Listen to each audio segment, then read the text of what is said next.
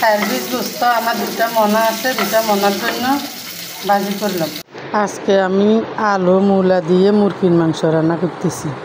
আলু মূলা দিয়ে মুরগির মাংস রান্না করে খেতে আমার অনেক ভালো লাগে। আজকে কি রান্না করবেন আন্টি? আজকে রান্না করব মূলা দিয়ে এই মুরগির মাংস রান্না করব। এখানে মূলা আর আচ্ছা, আপনারা কি মূলা এইভাবে কাটেন নাকি চাক চাক করে?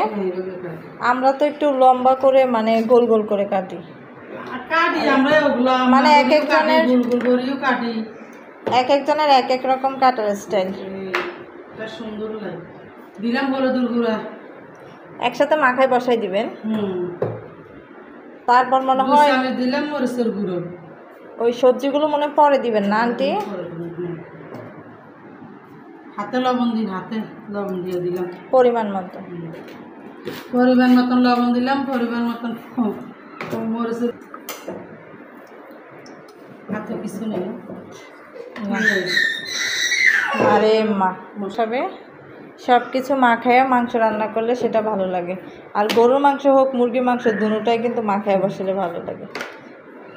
আমি দিয়ে দিলাম জিরা বাটা। তবে এই মাংসটা একটু ভেজে রান্না করলে অন্যরকম লাগে না আন্টি? আন্টি এখানে কিন্তু আদা রসুন জিরা দিয়ে আদা জিরা তারপর এলাচ দারচিনি সব কিছু একসাথে বাটছি আমি। রসুন ও পেঁয়াজ রসুন তো একসাথেই দিচ্ছেন। এখন পরিমাণ মতো তেল দেওয়া হবে। পরিমাণ মতন এখন তেল ঢেলে দিতেছি।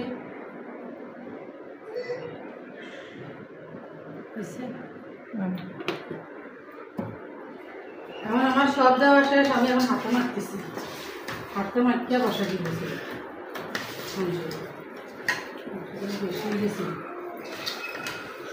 কি মরিচ বেশি হয়ে গেছে?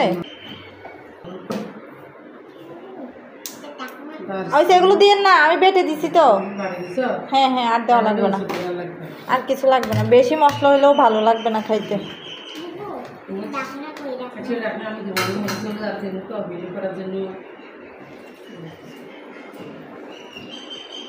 ব্যাস, রান্না সব কিছু রেডি।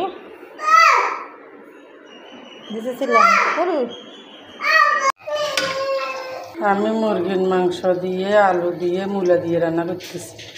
মুরগির মাংসের সাথে আমার আলু মূলা দিলে ভালো লাগে, খুব সুন্দর ভালো খাবার।